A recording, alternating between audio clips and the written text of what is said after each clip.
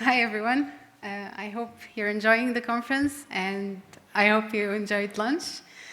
And yeah, let me introduce myself. My name is Roaa. I'm a software engineer at Widgetbook, and today I want to talk to you about art. The year is 1968. A wave of unrest and protest is going through the streets of Paris. Thank you. It's fine.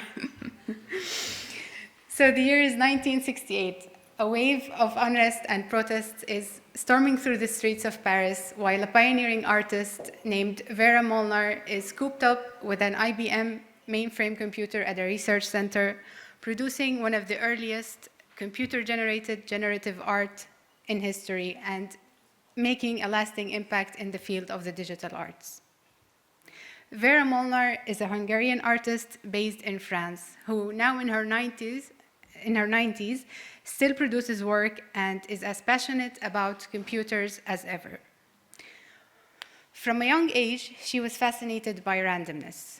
And in a world where computer-generated art were considered dehumanized and its authenticity highly doubted, she argued that using the randomness of machines and their ability to produce a high number of outputs is actually a proof of the opposite of this argument.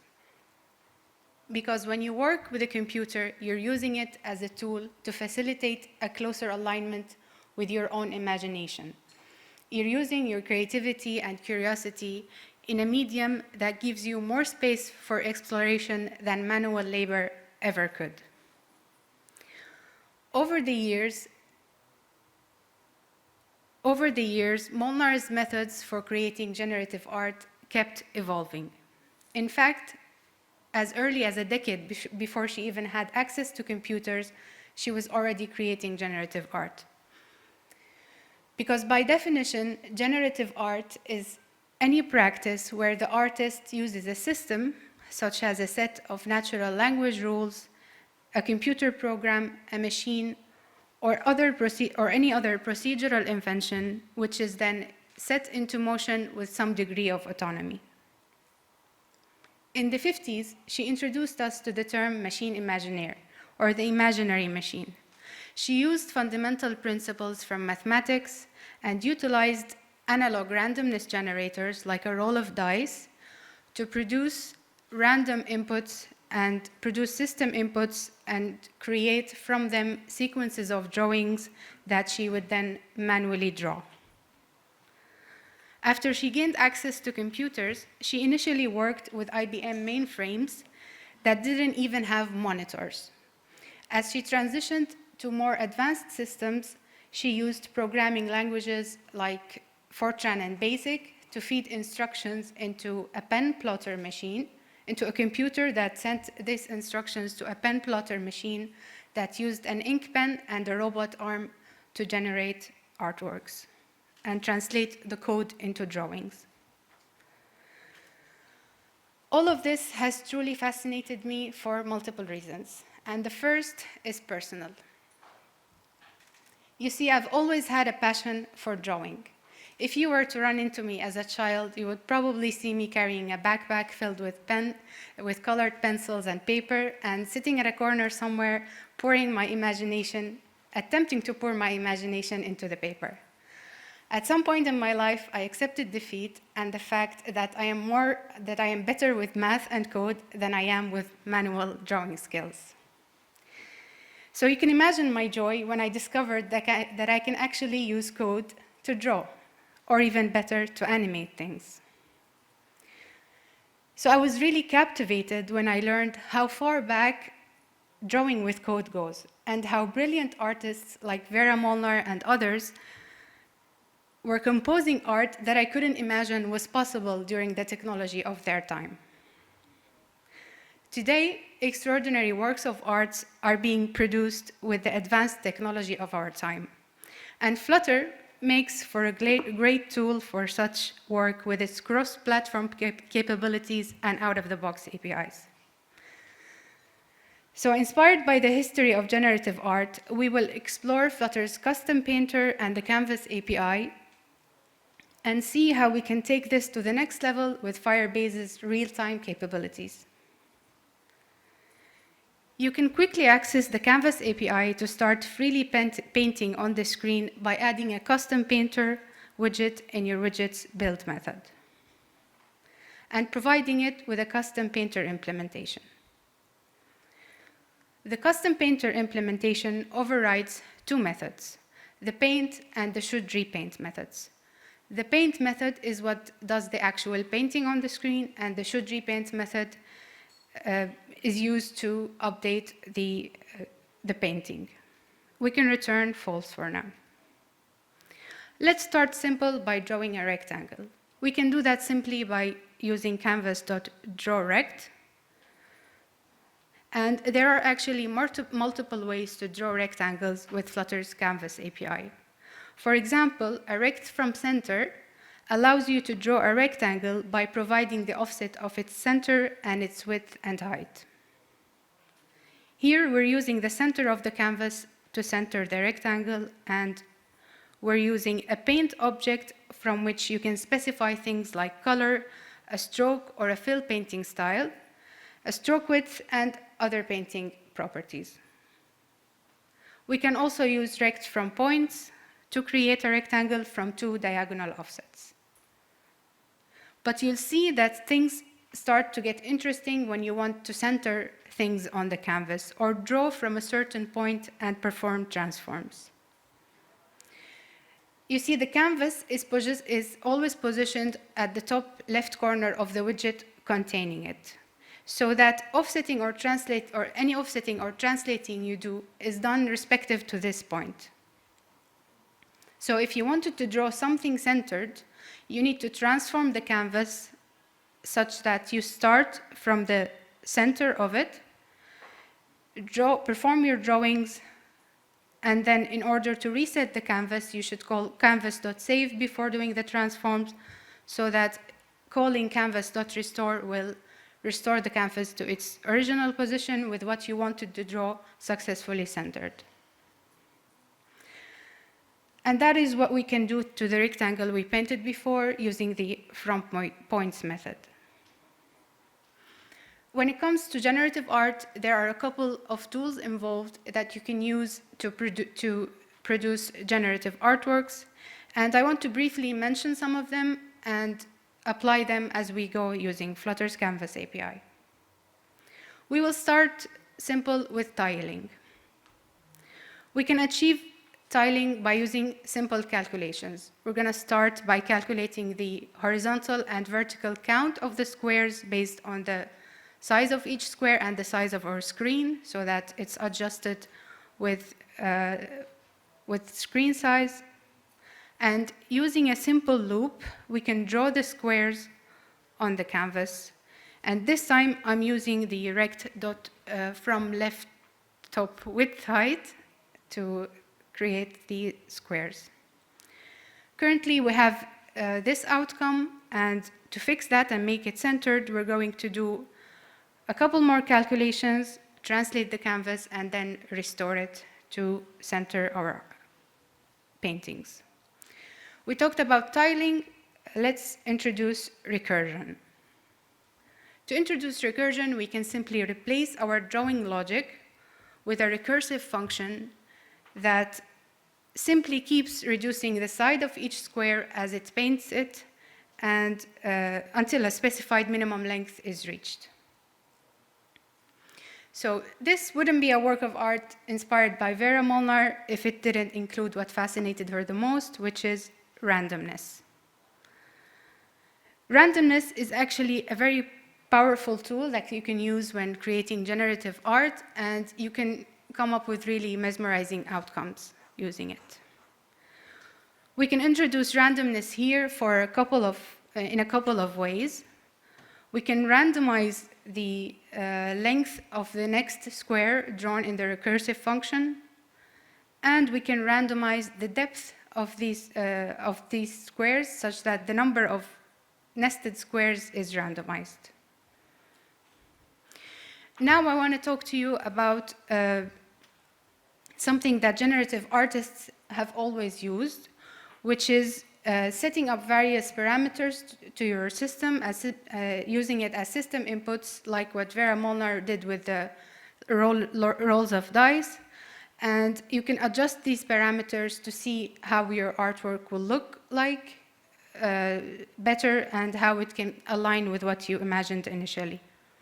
And to do that, I'm using Widgetbook, and which is an open source package that you can simply add to your project and add a separate main file that builds a separate Widgetbook app where you can, in addition to being able to test out different input parameters to the artworks you build, you can create a catalog of all these artwork widgets and you can access them easily while building them.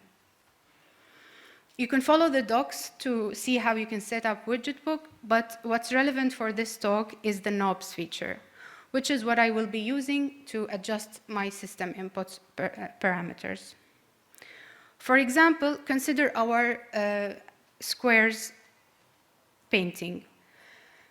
What if I want to think about how it would look like if the gaps between the squares were different? How would it look like if the squares were thicker, smaller, or larger? I can easily use knobs to adjust all of these without having to do any additional setup. Just set up my Widgetbook, and in this and then I can experiment and see what my artwork will look like. So now that we covered a couple of concepts for generative art, I want to apply those concepts on another artwork that we're going to create ourselves. I'm going to start with a cuboid shape, and I'm going to introduce tiling, and then I'm going to introduce randomness. And don't worry about the painting code logic. I'm going to talk about that briefly later. And I can similarly adjust inputs with my Widgetbook knobs and see how that would look like. Okay, now it's time to introduce animations. To integrate animations with the custom painter, you can simply provide it with an animation controller and provide it to the repaint parameter of the superconstructor, and then use that animation controller to create your custom animation objects within your custom painter. The repaint parameter of the superconstructor is just similar to implementing the should repaint override by providing it with custom conditions, but it just the repaint parameter makes it easier to rebuild the custom painter as the animation controller is running.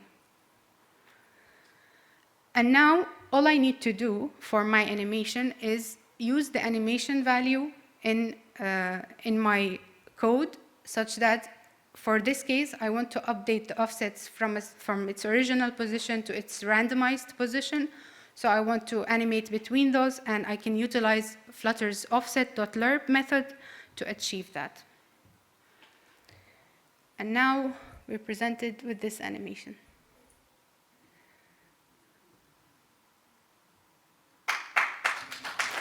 Thank you.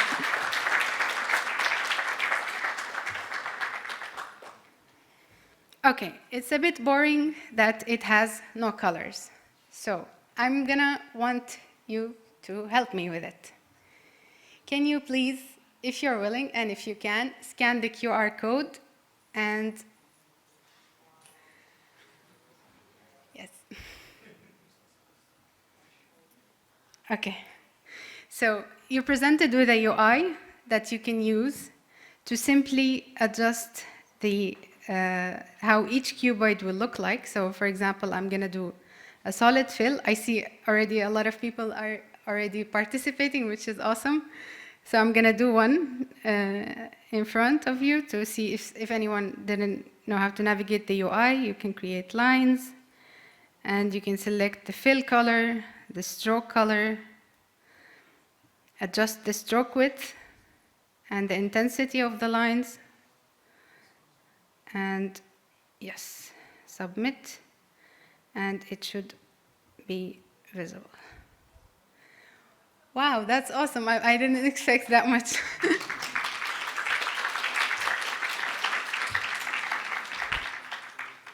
So what's basically happening is that you can create as much as you like, and the idea is that all of us created this together now. So this is awesome.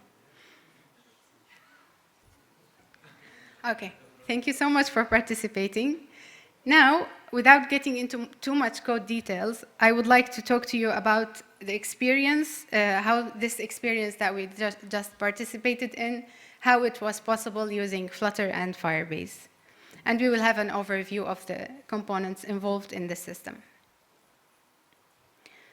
We're going to start with app components, and the first starting block of our app is the cuboid shape. I know the name cuboid is a bit weird, but like it's not a uniform cube, so I had to look it up. So the cuboid is basically painted by starting out with a simple square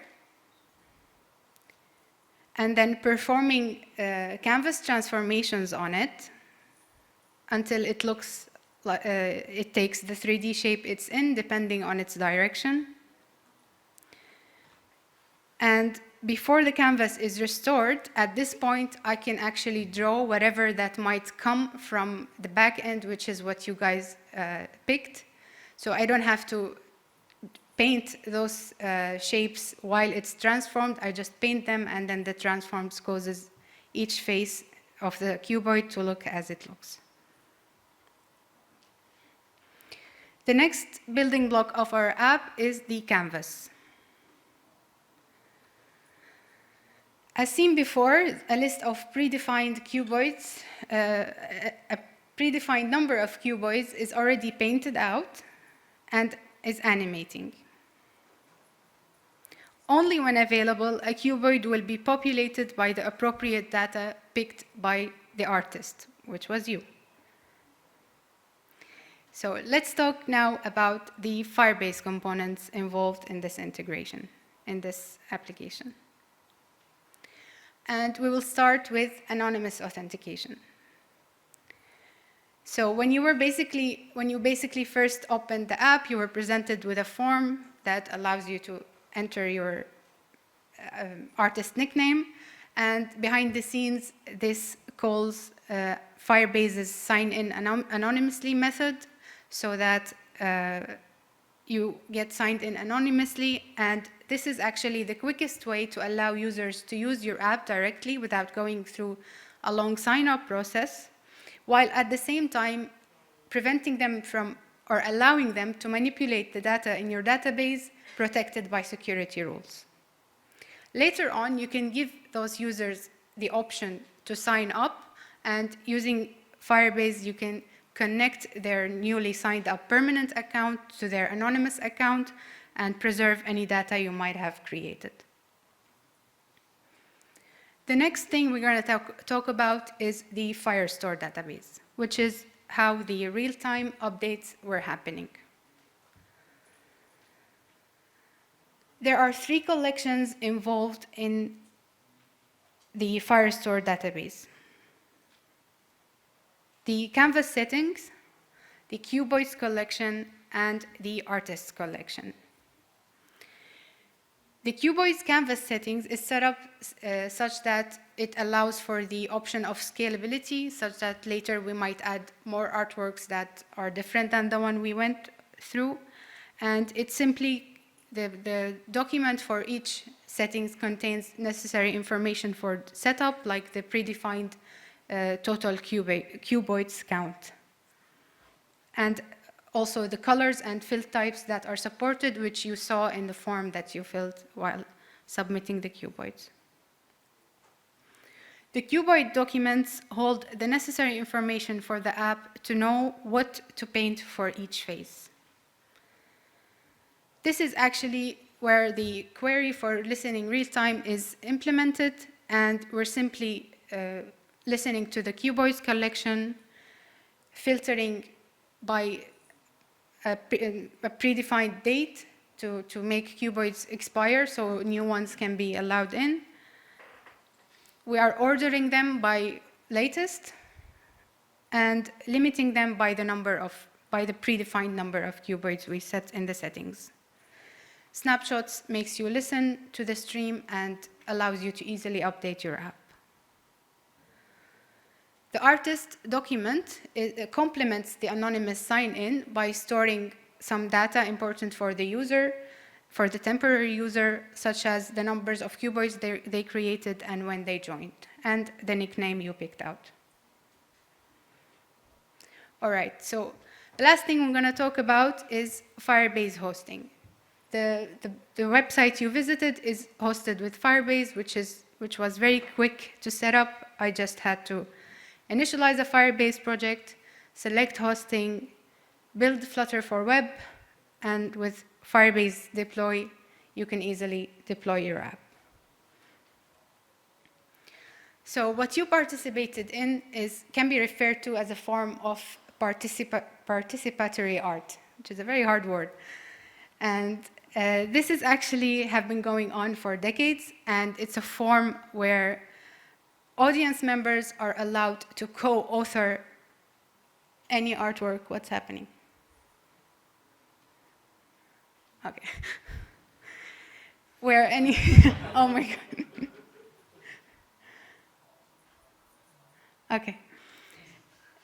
So it's a if one more thing goes wrong, it's a form of artwork where the audience is allowed to co-author the artwork, which makes it a very collaborative experience, and it's actually got very popular in political and like multiple movements to make people make a statement together.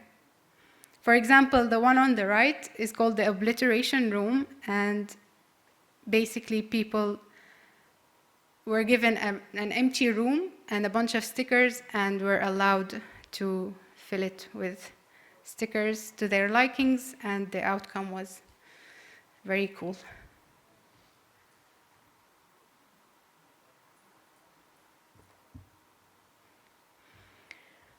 All right, that's it from me. Thank you very much for coming, and please find us at the Widgetbook booth. We have coding challenge and we have swag, and thank you very much for coming.